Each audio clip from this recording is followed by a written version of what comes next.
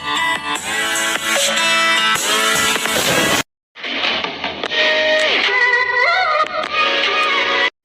Student, कैसे हैं आप। मैं भूदेव शर्मा आपको आज कारक प्रकरण पढ़ाने जा रहा हूं।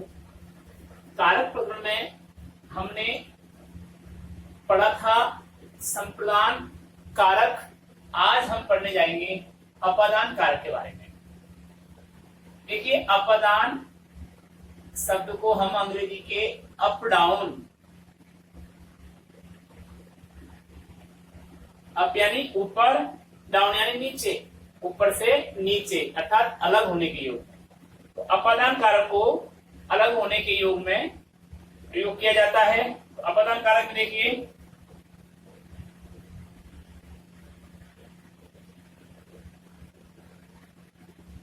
अपादान कारक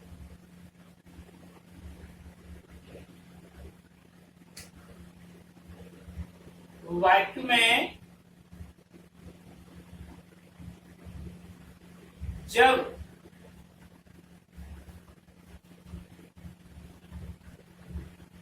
किसी संज्ञा या सर्वनाम का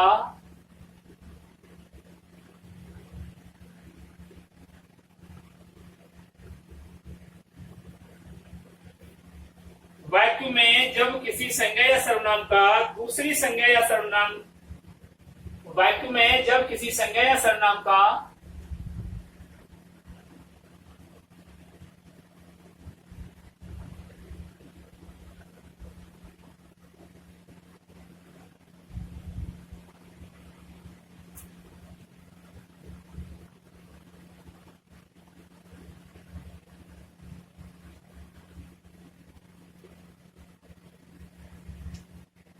सर्वनाम से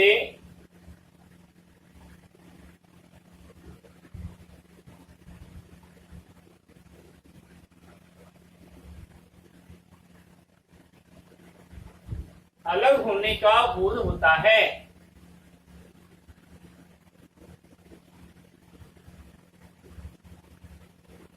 उसे अपादान कहते हैं। उसे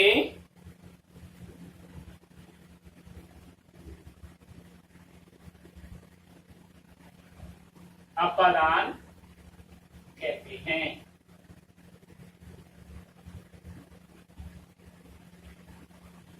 कहने का मतलब ये हुआ कि वाक्य में जब किसी संज्ञा या सर्वनाम के जिस रूप को एक वस्तु या एक व्यक्ति से अलग करने के योग में प्रयोग किया जाता है, उसे अपादान कारक कहते हैं। अर्थात हम इसको ऐसा भी लिख सकते हैं, अर्थात हम इसको ऐसा भी लिख सकते हैं कि वाक्य में जब किसी संज्ञा या सर्वनाम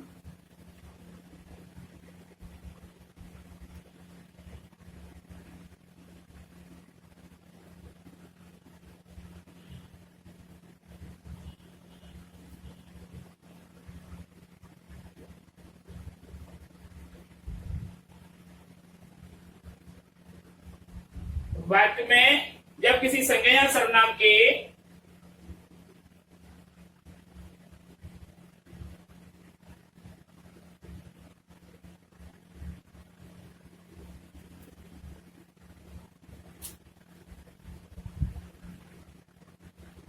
एक वस्तु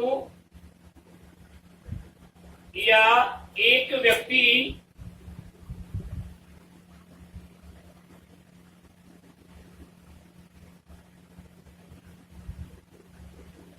का दूसरी वस्तु या व्यक्ति से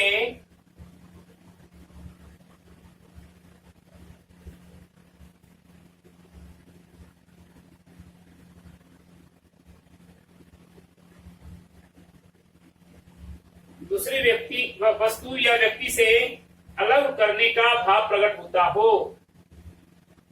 अलग करने का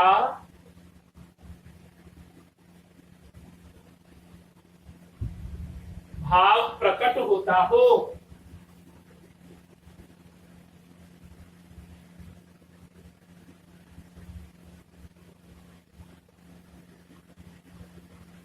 वाक्य में जब किसी संज्ञा या सर्वनाम के जिस रूप से एक वस्तु या एक व्यक्ति का दूसरी वस्तु या व्यक्ति से अलग करने का भाव प्रकट होता हो। इसको एक वस्तु या एक व्यक्ति को दूसरी वस्तु या व्यक्ति से अलग करने का भाव प्रकट होता हो, उसे अपादान कहते हैं।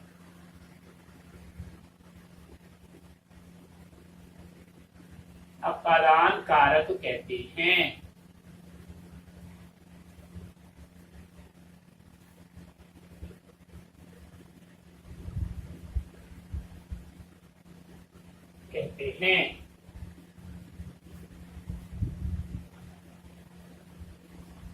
सीधा सा मतलब ये हुआ इन्वर्टेड कॉमास क्लोज,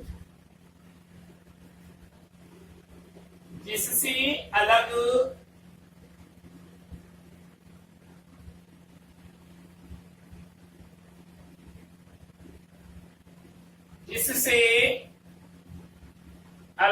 होने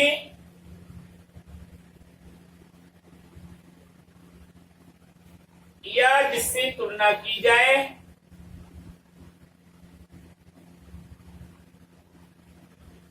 या जिससे तुलना की जाए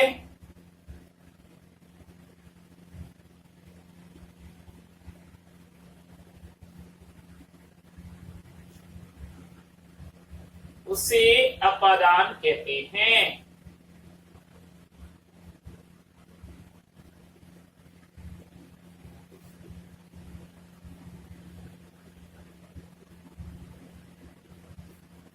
उसे अपादान कहते हैं।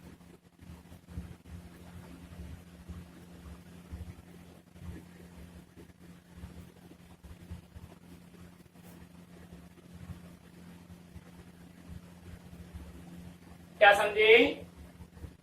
वाक्य में जब किसी संज्ञा या सर्वनाम के जिस रूप से एक वस्तु या एक व्यक्ति का दूसरी वस्तु या दूसरे व्यक्ति से अलग करने का भाव प्रकट होता है, उसे अपादान कहते हैं। यानी कि वाक्य में जब किसी संज्ञा या सर्वनाम का दूसरी वस्तु या संज्ञा या सर्वनाम से अलग होने का बोध होता है, उसे अपादान कहते हैं। तो परिभाषा में ये याद करें और इसकी शॉर्ट रूप में आपको ये बताया है।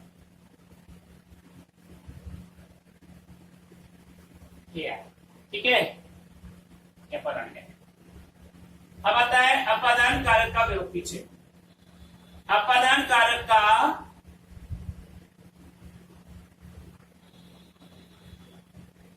अपादान कारक का विभक्ति चिन्ह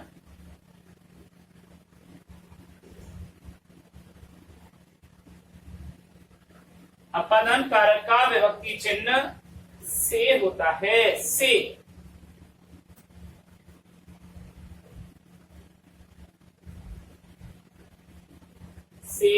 ऑब्लिक से अलग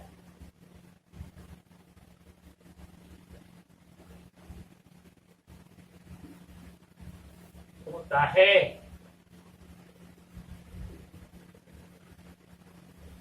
यानी कि विभक्ति चिन्ह का मतलब कारक चिन्ह भी कहते हैं, इसको विभक्ति चिन्ह भी कहते हैं।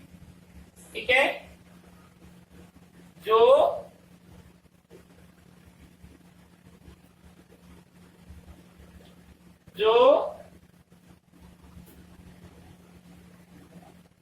यहां अलग होने का बोध कराता है,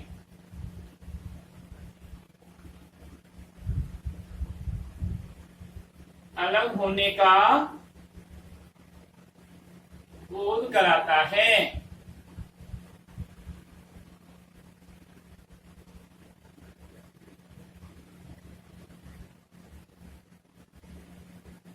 एग्जाम्पल देखिए,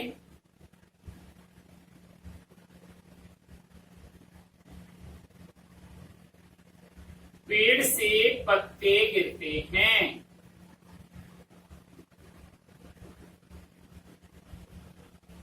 पेड़ से पत्ते गिरते हैं। से का मतलब माध्यम नहीं, साधन नहीं, पेड़ के सहित पत्ते नहीं गिर रहे, पेड़ के द्वारा पत्ते नहीं गिर रहे, यानी बात सांस लेकर के पत्ते को नहीं गिर रहे। ठीक है, यहाँ पेड़ से अलग होने के योग में अपादान कारक माना जाएगा। यहाँ पर से कारक, ये ऐसा से लिखा हुआ, कर्ण कारक के वाक्यों में भी ऐसा से आता है, लेकिन यहाँ ये माना जाएगा अपादान कारक। ठीक है,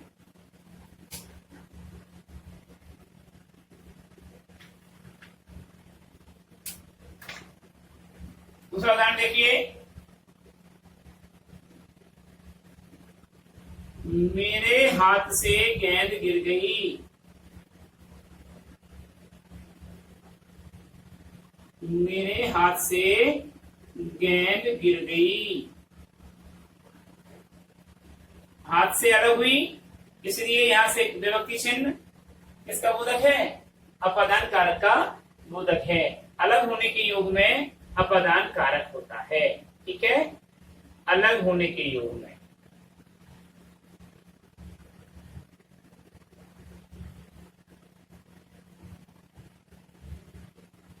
क्या होता है? अपादान और से विभक्ति चिन्ह।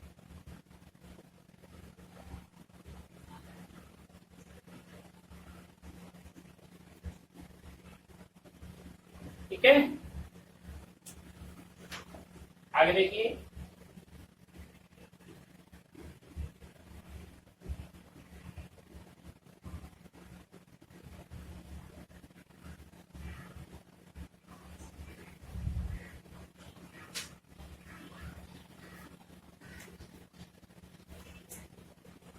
कोई दिक्कत नहीं।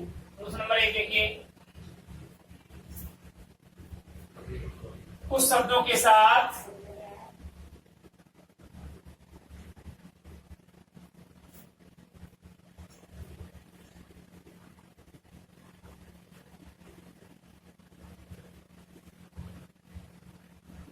कुछ शब्दों के साथ से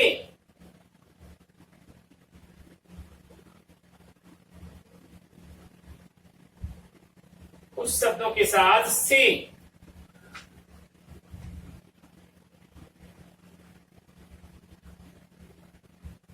अलगाव की स्थिति में है, ये अलग होने के योग में, अलगाव मतलब होता है अलग होने के योग में, का प्रयोग इस प्रकार होता है, का प्रयोग इस प्रकार होता है।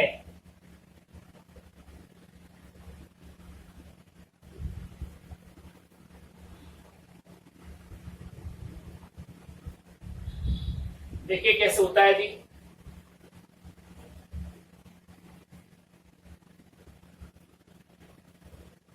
से पहले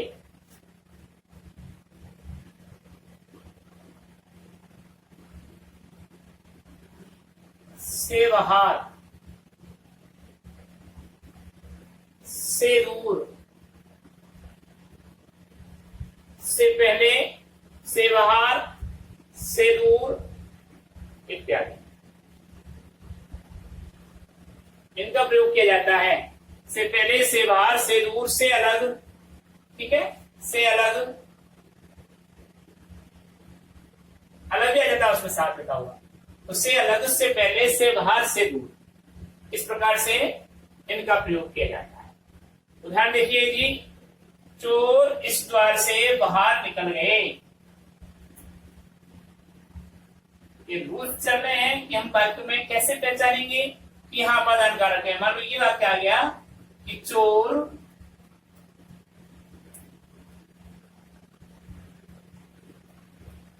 इस द्वार से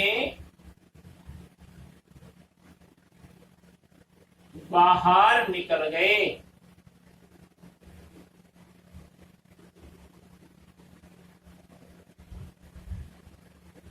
अब से बाहर के योग में क्या हो गया?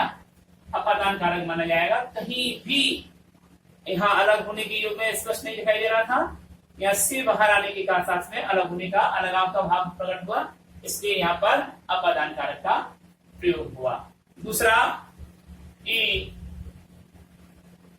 मोहन दशहरे से पहले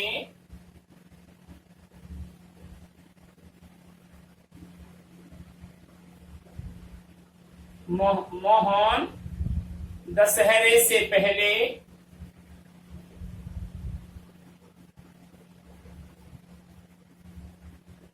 गांव चला गया।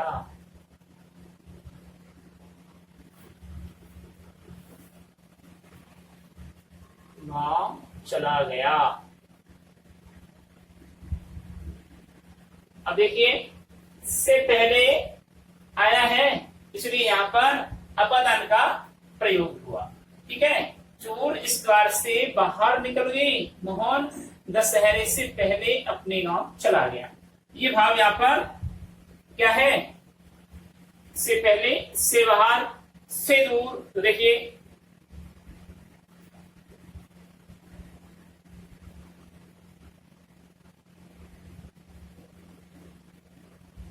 अलवर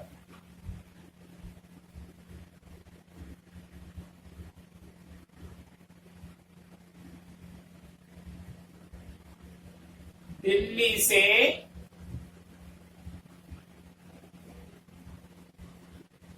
दूर अवस्थित है।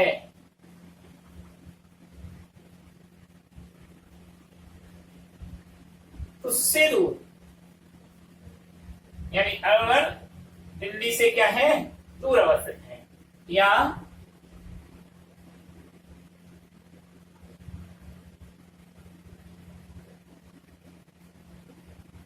जयपुर से 4 किलोमीटर दूर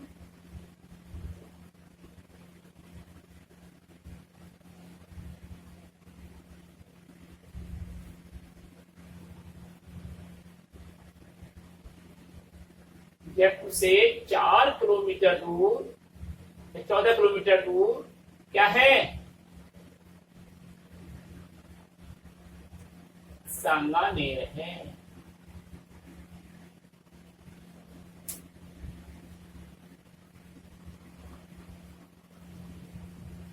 तो ये से दूर,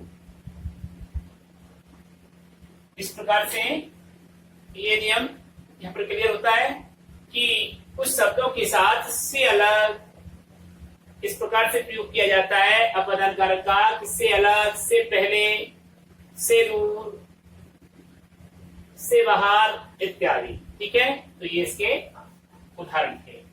अगला नियम आता है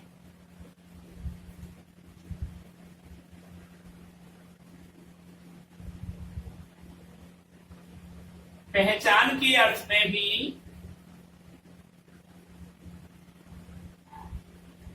पहचान के अर्थ में भी अपादान कारक के विभक्ति चिन्ह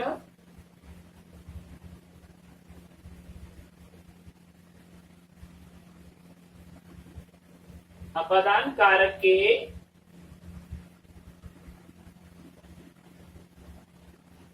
विभक्ति चिन्ह प्रयुक्त होते हैं।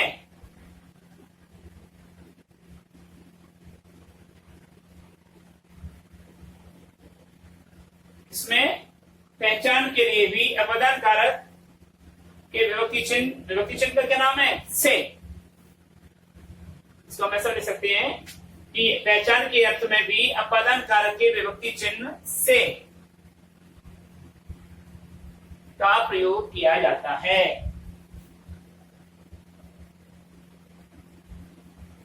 प्रयोग किया जाता है।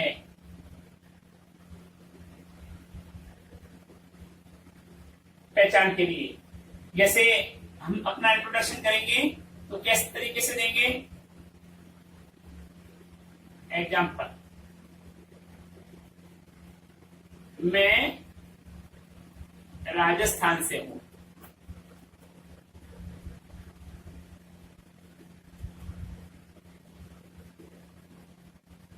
अब यहां पर मैं का परिचय हुआ कि वह कहां का है? निवासी राजस्थान का है। ठीक है, जैसे रजत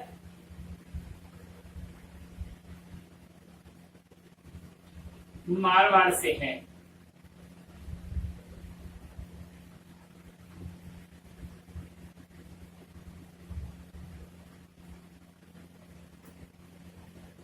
ट्रंप अमेरिका से हैं।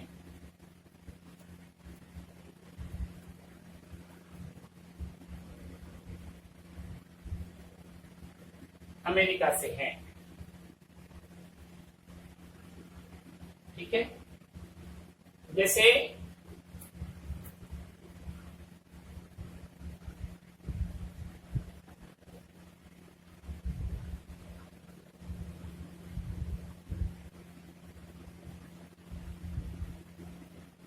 गुजरात से हैं।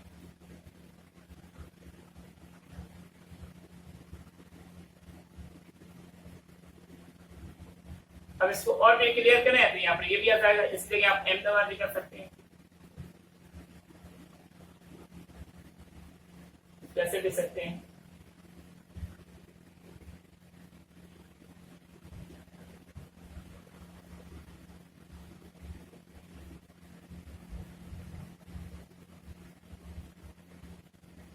तो इस प्रकार से पहचान के लिए क्या करेंगे?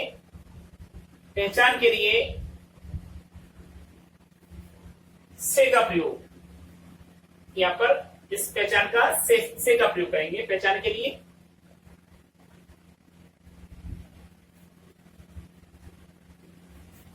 अगला नियम,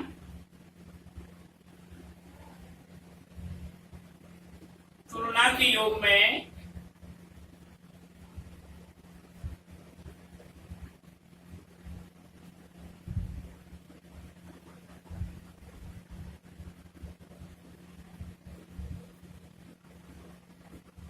से अपादान कारक की विभक्ति चिन्ह से का प्रयोग किया जाता है। अपादान कारक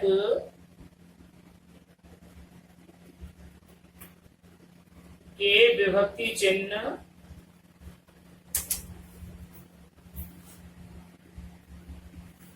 से का प्रयोग किया जाता है। से का प्रयोग किया जाता है।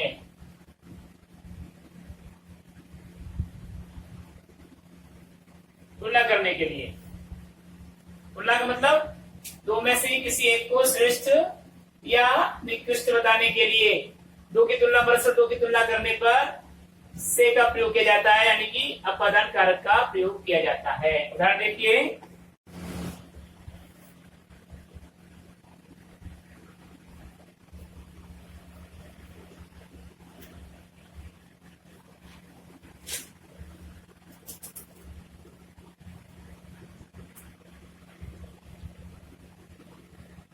हमने बताया तुलना के योग में क्या हुआ, से विभक्ति चिन्ह का प्रयोग किया जाता है। इसके एग्जाम्पल देखिए,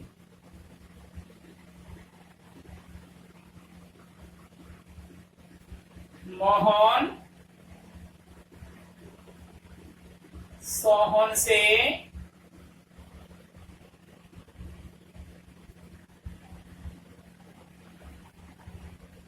मोहन सोहन से चतुर है।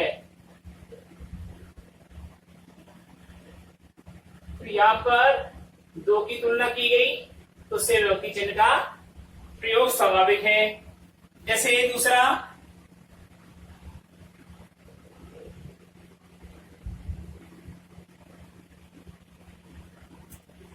ललित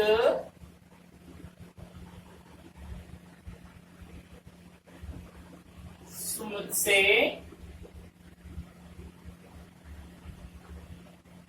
लंबा है। तो यहाँ पर इन दोनों की तुलना की गई और से विभक्ति चिन्ह का प्रयोग किया गया अपादान कारक के योग में। ठीक है, अब पढ़ेंगे हम अपादान कारक का अगला नियम। शिक्षा ग्रहण करने में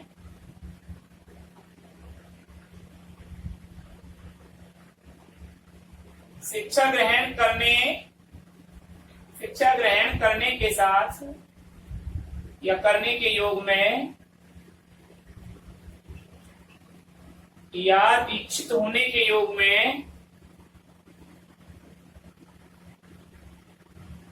या दीक्षित होने के अर्थ में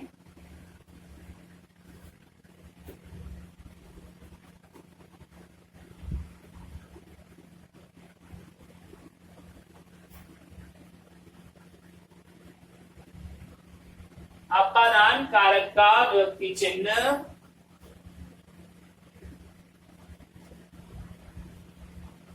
अपादान कारक का विभक्ति चिन्ह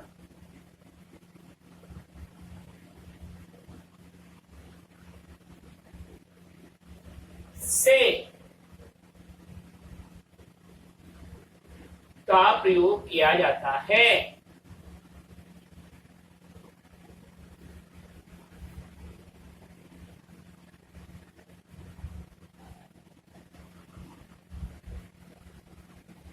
देखिए, जैसे एक उदाहरण देख लेते हैं इसका। शिष्य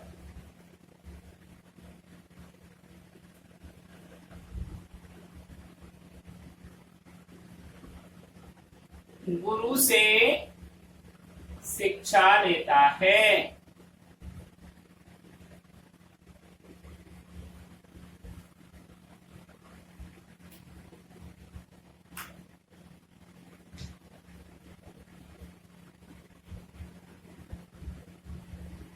मोहन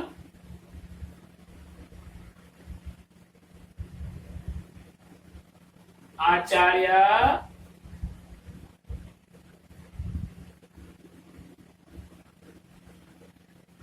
वल्लभाचार्य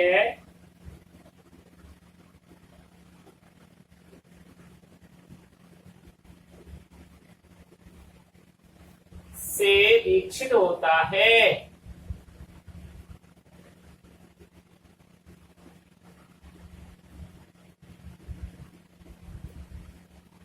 तो शिक्षा लेना ही दीक्षित होना है। यहां भी से शिक्षा लेने के योग में, दीक्षित होने के योग में से विभक्ति चिन्ह का प्रयोग किया जाता है। इस प्रकार से हमारा ये अपादान कारक गुण होता है। अब आता है छठे नंबर का संबंध कारक।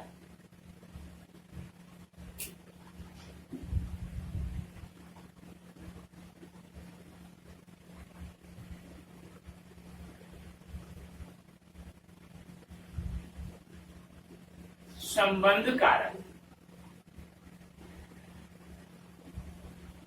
संबंध कारक का मतलब क्या होता है? एक संज्ञा या सर्वनाम का दूसरी संज्ञा या सर्वनाम से संबंध स्पष्ट करने के योग में जिस कारक का प्रयोग किया जाता है उसे संबंध कारक कहते हैं। कैसे? जब वाक्य में किसी संज्ञा या सर्वनाम शब्द का जब वाक्य में किसी संज्ञा या सर्वनाम शब्द का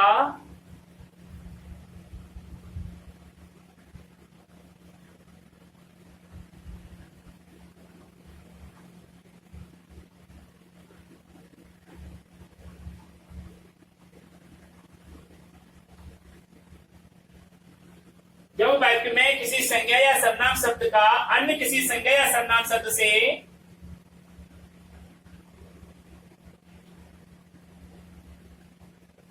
अन्य किसी संज्ञा या सर्वनाम शब्द से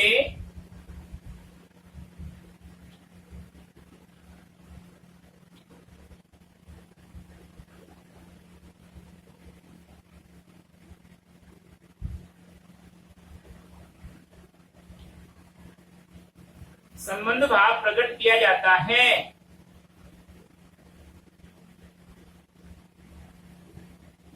संबंध भाव प्रकट किया जाता है।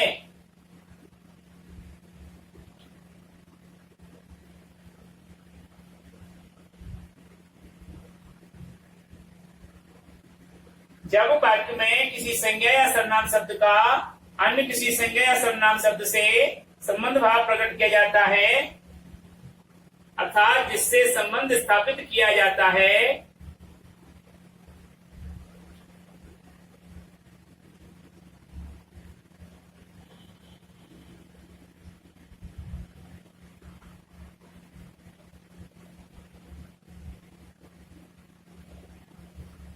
अर्थात जिससे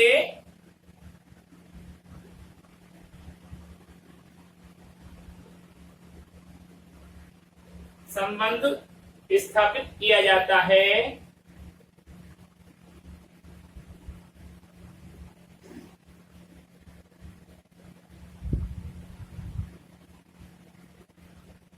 वहां क्या होता है, संबंध कारक कहलाता है।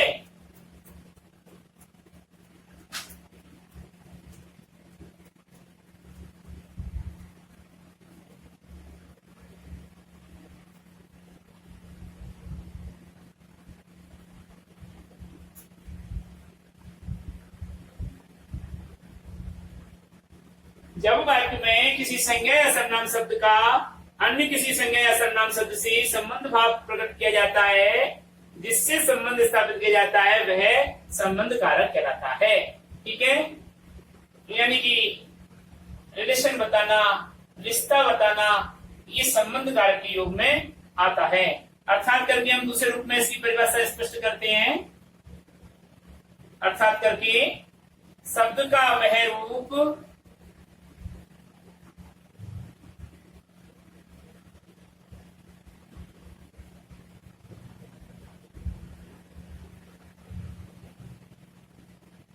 शब्द का वह रूप जो दूसरे संज्ञा या सर्वनाम शब्दों से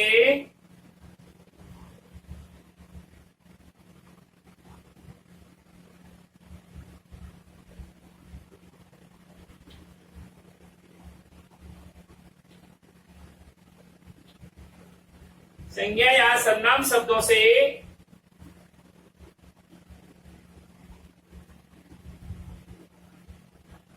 संबंध बताए,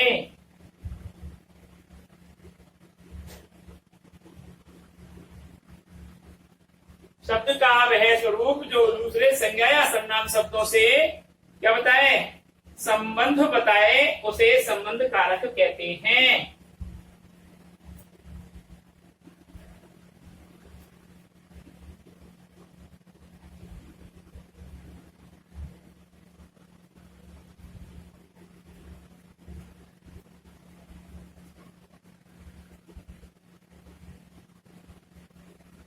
तो ये इसकी परिभाषा हुई। संबंध कारक के विभक्ति चिन्हों के बारे में देखिए।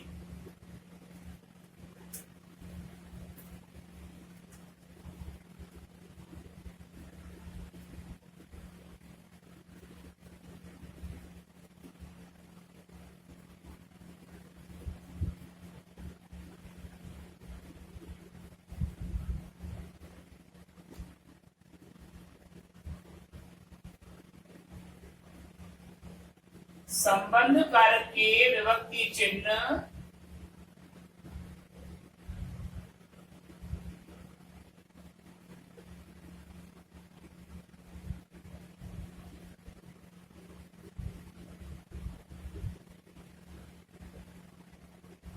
संबंध कारक के विभक्ति चिन्ह हैं का, के, की, रा, रे, री। संबंध कारक के विभक्ति चिन्ह हैं का, के, की, रा, रे, री, ना, ने, नी।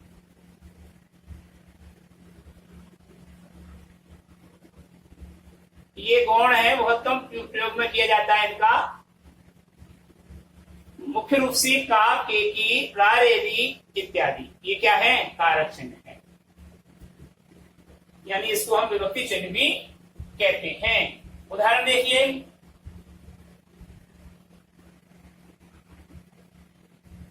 उदाहरण देखिए आप,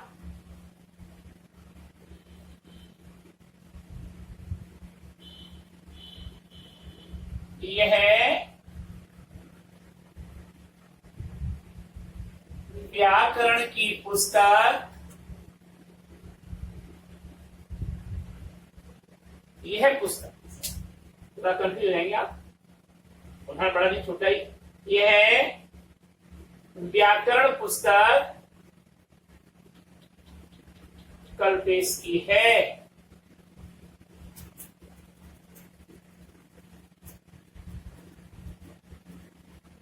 अब यहां पर ये होगा, यहां भी की होता, यह व्याकरण की पुस्तक कल्पेश की है, तो भी यही संबंध कारक होता, ये योजक चिन्ह था। हालांकि ये भी था क्योंकि पुस्तक से व्याकरण का रिलेशन बताया जा रहा है, यहाँ पुस्तक से कल्पेश का रिलेशन बताया जा रहा है। ठीक है, हम इसको ये भी कह सकते हैं कि यह कल्पेश की पुस्तक है, ऐसा भी बता सकते हैं इसको। दूसरा उदाहरण देखिए,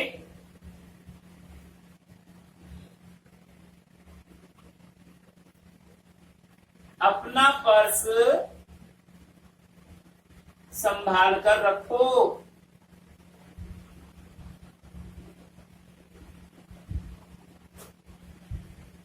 ना ने नी आया ना, वो ना ने नी कारक बताया, तो ये अपना संबंध बताया है किससे? पर्स से। तो ये अपना पर्स। जैसे मेरा चश्मा बहुत कीमती है।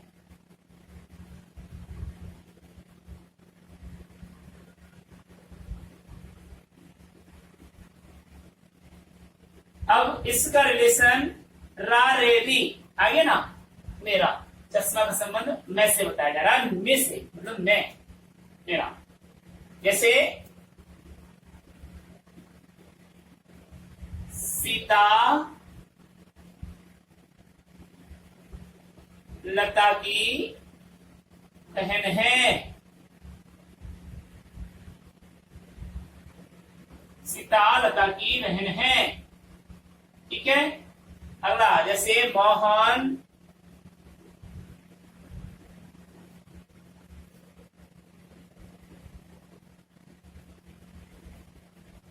सुधाकर का भाई है। ये इस प्रकार से कई रिलेशन, कई संबंध का यहाँ पर पता चलता है। ये ना ने नी रा रे री काके की। ठीक है, इन शब्दों का प्रयोग, इन कारक चिन्हों का प्रयोग या विभक्ति चिन्हों का प्रयोग संबंध कारक में होता है। अब आइए इनकी क्या क्या शर्तें हैं, क्या नियम है, क्या कहां पर कब कब संबंध कारक का प्रयोग किया जाता है। जैसे संज्ञा या सर्वनाम के बाद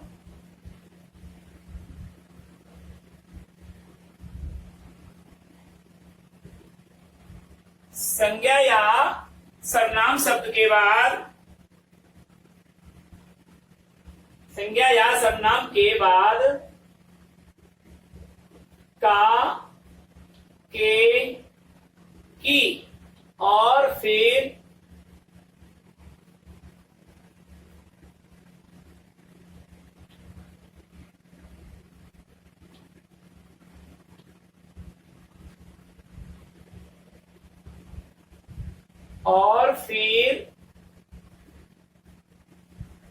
संज्ञा या सर्वनाम के बाद काकी की आता है और फिर संज्ञा या विशेषण आता है और फिर कोई संज्ञा या विशेषण शब्द का प्रयोग किया जाता है।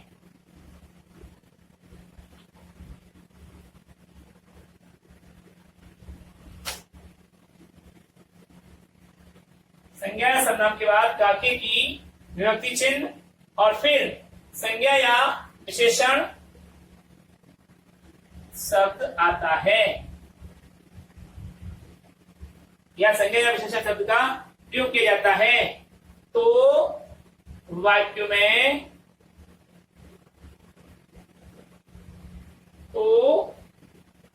में क्या हो जाता है? होना क्रिया का प्रयोग किया जाता है। होना क्रिया का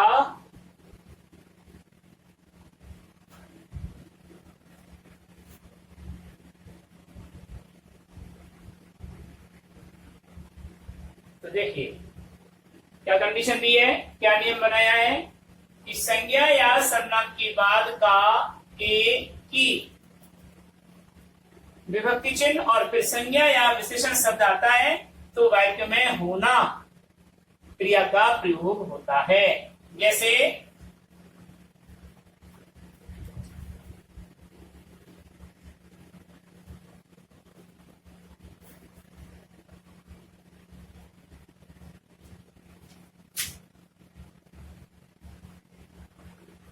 कावेरी की लड़की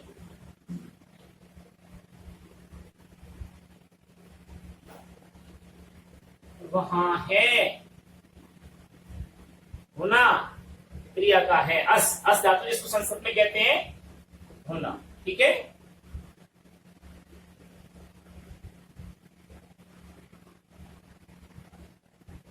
और दूसरा उदाहरण देखिए।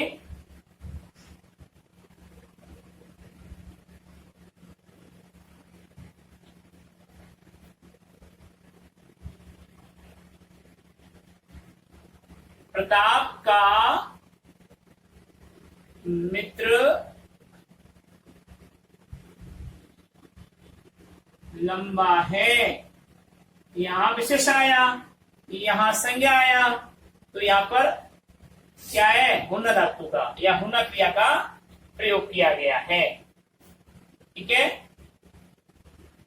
अगला जो नियम है किसका, संबंध कारक का, वो देखिए। का, के,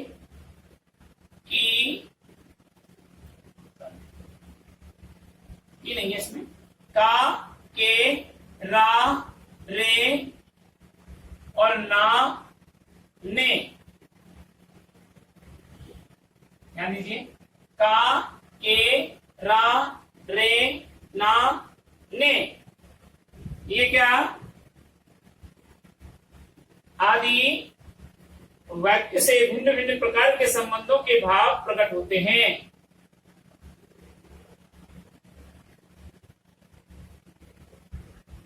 आदि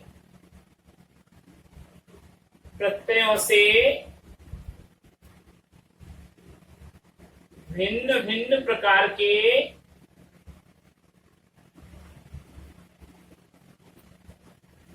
भाव प्रकट होते हैं।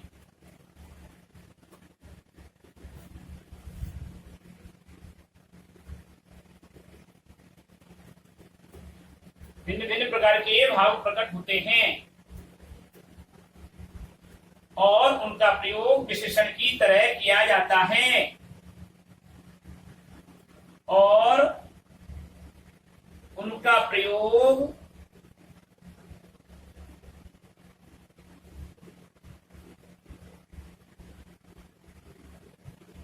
विशेषण की तरह किया जाता है।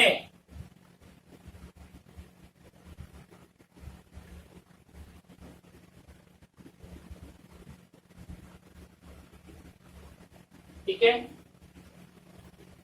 इन परसर्गों का प्रयोग तब किया जाता है। परसर्ग किसे कहते हैं, कारक चिन्हों को, विभक्ति चिन्हों को। हम इसको ये भी कह सकते हैं विभक्ति चिन्हों का प्रयोग। इन परसर्गों का प्रयोग तब किया जाता है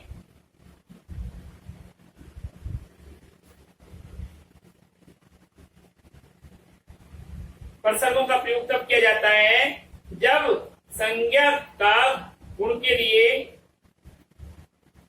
जब संज्ञा का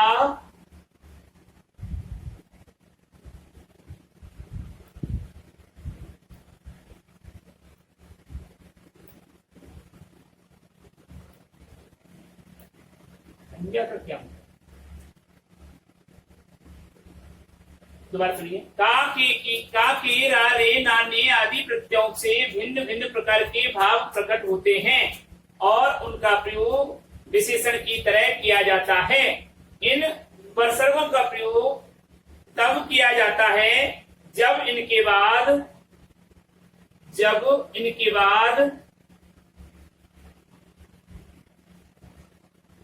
आने वाली संज्ञा के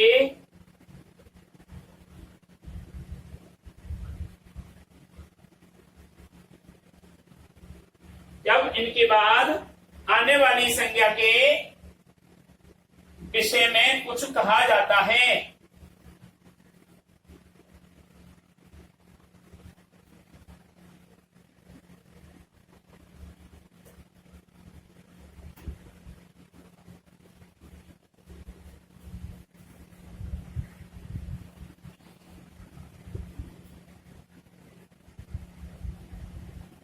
क्या का, के, रा, रे, ना, ने आदि प्रत्ययों से भिन्न भिन्न प्रकार के भाव प्रकट होते हैं और इनका प्रयोग विशेषण की तरह किया जाता है। इनका, इन कारक चिन्हों का, इन विभक्ति चिन्हों का प्रयोग, इन विभक्ति चिन्हों का प्रयोग, प्रसर्गों का प्रयोग या कारक चिन्हों का प्रयोग ऐसी कंडीशन में किया जाता है जब इनके बाद आने वाली संज्ञा के विषय में कुछ कहा जाता है। कैसे साहब समझिए, एग्जाम्पल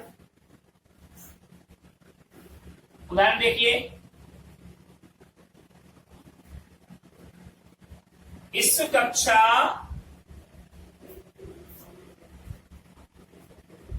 के छात्र कुशाग्र बुद्धि हैं।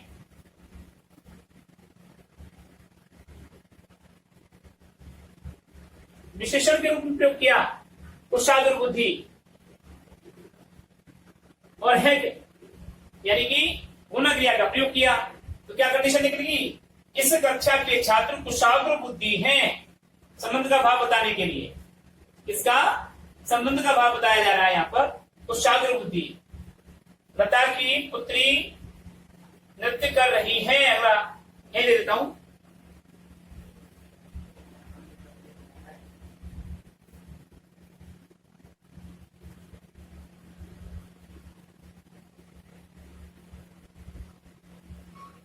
नृत्य करने का भाव और की का प्रयोग हो गया। यहां भी क्या कह रहे हैं?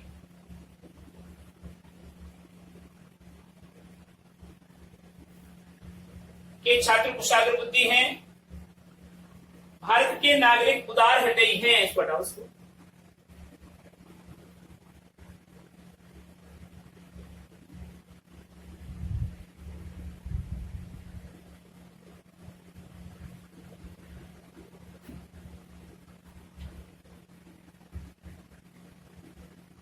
उदार हृदयी हैं।